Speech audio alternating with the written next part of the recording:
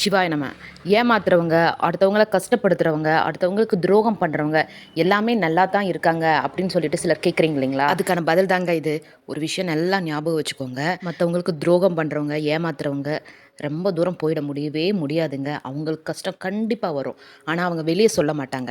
ஏன் அப்படின்னா, வெளியே சொன்னால் இவங்களுக்கு செஞ்ச துரோகம் தான், பாவம் தான், இவங்களுக்கு கடவுள் கொடுத்துட்டாங்க, தண்டனை கொடுத்துட்டாங்க அப்படின்னு சொல்லி மற்றவங்க பேசிடுவாங்க அப்படின்னு சொல்லிட்டு இவங்க வெளியே சொல்ல மாட்டாங்க. வெளியே வந்து சந்தோஷமா இருக்கிற மாரி நடிப்பாங்க. ஆனா கஷ்டம் கண்டிப்பா வந்தே வருங்க. மத்தவங்க துரோகம் பண்ணிட்டாங்க, ஏமாத்திட்டாங்க அப்படின்னு சொல்லிட்டு நீங்க கலங்கவே கலங்காதீங்க.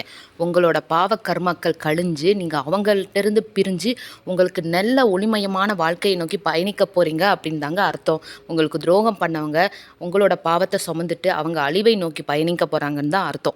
சரிங்களா? அதனால நீங்க எப்பயுமே வந்து கவலையே படாதீங்க.